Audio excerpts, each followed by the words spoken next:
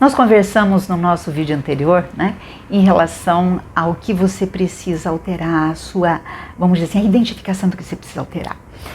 Então, o que ocorre muitas vezes são boicotes que já não vêm mais de fora. Quando você fica, existem algumas questões que a gente vive a nível de psiquismo, que quando aquilo se repete durante muito tempo, ele gera um automatismo. No outro momento a gente vai falar, inclusive, sobre os outros tipos de automatismo, tá?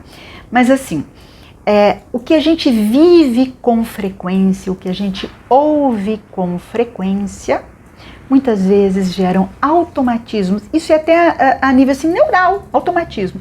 O automatismo é quando diante de um estímulo, é aquilo que acontece, sem que a nossa racionalidade consiga olhar, refletir e alterar o rumo. Porque nós temos um pensamento, um sentimento e uma ação. É importante que exista um equilíbrio entre esta tríade.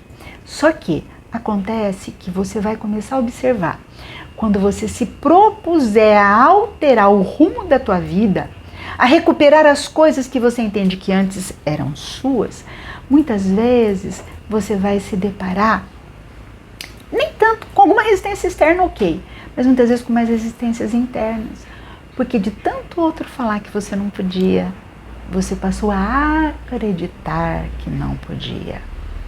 Então, observe que você pode se boicotar de várias formas.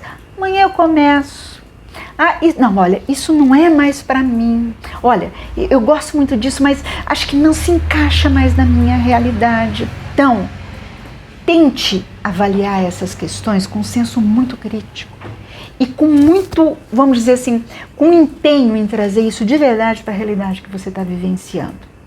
E muito cuidado com os boicotes. Os boicotes precisam ser avaliados e confrontados. É uma luta interna, você com você mesmo.